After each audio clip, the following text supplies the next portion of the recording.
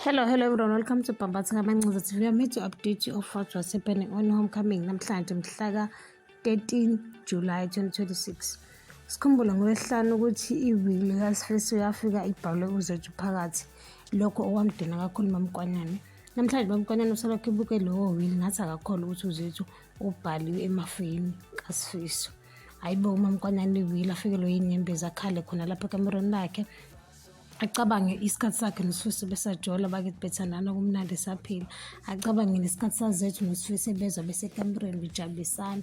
Avele anyanye kakhulu uMamKwanyane akukhumule lenzile ethatha lahle phansi aqashule noculo belelamuqaleni alithathe alilahle phansi. uMamKwanyane khona lapho akhale bakithi azaguqe phansi ekhala ekhishini kaGubheka. Umama uMamKwanyane noMalanga noVusi bahleli bahleka bajabula bakhuluma ngendaba zama-trip zake zenzeka nje abanake lutho. Kuthe kusenjalo kwaqhamuka uMamKwanyane sesigqokile nje umswenko wakhe. Hawu, bavele baxawe bonke bashokheke babubuka ukuthi hayibo kwenzakalani, useyagula yini uMamKwanyane. Avele nje athi uVusi, awusho Mabuyi yini inkinga yakho? Sekuyisikhathi yini? Athi Mabuyi nje isikhathi sani. Athi sekuyisikhathi yini sokuthi ugumule inzilo noma indlela okwenziwa ngayo isiko. Avele umaka Mabuyi athi awubuze weVusi ukuthi kwenziwa. Avele athi nje uMabuyi hayi bese kuyisikhathi sokuthi ayikhumule inzilo. Athi uVusi bese kuyisikhathi sani sokuthi bese kuyisikhathi sani. Athi wena uthathe izinqumo kodwa ngaphandle kokuthi utshele umndeni kuqala. Athi besingekho isidingo sokuthi ngitshele umndeni isinqumo sami lesiVusi, please ngicela udlulise uhloniphe lokho. Abeshe ecela ushukela kuNomalanga futhi engayinaki leyo nto. Avele asukume uVusi athi wena kahle kahle awumhloniphi ubhuti. Ngiyabona nje angeke ngivulumele lento oyenzayo. Uyekhombisa ukungamhloniphi. Athi nje uMabuyi hayibo uVusi ukhuluma nobani kanjalo. Avele adini uVusi athi nje uMabuyi ayikho into engizoyikhuluma nawe noba-school boy mina, uyangizwa? Aphume khona lapho uVusi abhaqaze isicabha athi Nomalanga uyangilandela? Athi Nomalanga. Uma kaMabuyi asala abuza ukuthi luphucu lwakhe athi aluphucu. Athi uyazi indlela oyenza ngayo izinto mntanami zizokulandela amabhadi impilo yakho yonke. Avele asijulele nje uMabuyi. Aqhubeke umakhe akhulume yedwa. Bathe behle etheksini bebuya edolobheni uMabuyi kuwo plastic phansi. Avele athi nje uma wakhe hawu sayisiqalile mntanami, okuzayo kuyeza, okukhulu kuyeza. Wathi uyabona le chaos oyibizele yona empilweni yakho, wathi nje uzobona. Wathi please ngicela ungitshele bulindele ukuthi mina ngizelela indoda eshiyele umakhwapheni wayo imali. Wathi yini obulindele ma? Wathi mina kumele ngilandelane nendoda ebingangifuni, ngizelela indoda ebingangifuni, ebilandelana abantu abangayifuni. Wathi yini obufuna ngiyenze ma? Wathi kahle Mabusi uyahlanya yini?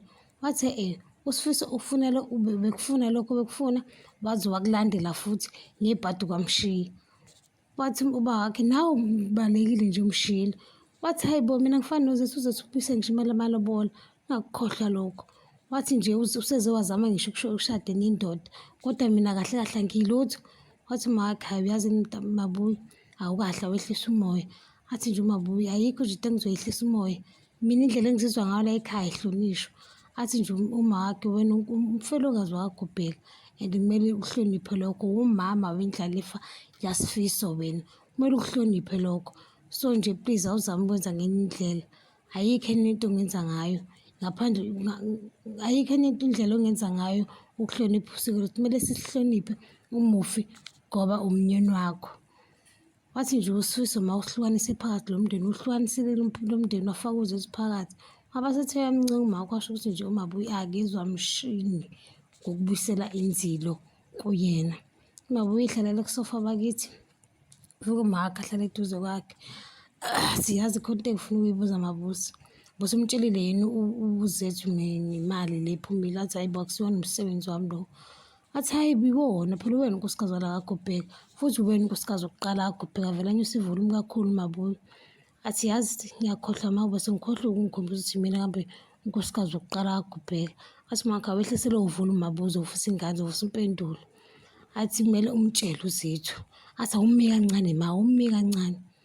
Wathi yazini Mabuyi noma ngabe kuthiwa uzizwa kanjani kodwa nje leyo nto kumele uyenzile, kungena uVusi khona lapho. Athi Mabuye Vusi, ngicela ukukhuluma nawe. Wathi yabona le ndlela okhuluma ngayo nami angiyithanda, akuyona indlela yokuthi ukhulume nomuntu omdala. Noma ngabe yini, noma ngabe kuthiwa ufuna ukukhulumani, wathi wena umuvele nenzile. Athi angizwanga, athi wena wazi umthando mfowethu, ukuyekelani ukumzilela ukuphazima kwesongaka. Wathi nje Mabuye sengisenzile isinqumo sami Vusi, and ngeke ngisayibuyisela leziya iy'ngubo. Hawu uVusi wadinwa nje, wathi uyazibona ukuthi unjani, akwazi uzungithanda ngempela uSifiso wena. Wathi uMabuye ngizokuxosha la kulo muzi lo, ngoba wena ukwazi ungidelele kanje, kwenze njani yini nje usukhulumisa kwami kanje. Wavele nje wathula uVusi wambuka. Ngiyabamba lana ungakhohlwa ukucindezela i-notification bell, usubscribe nomshini umbona wakho. Bye.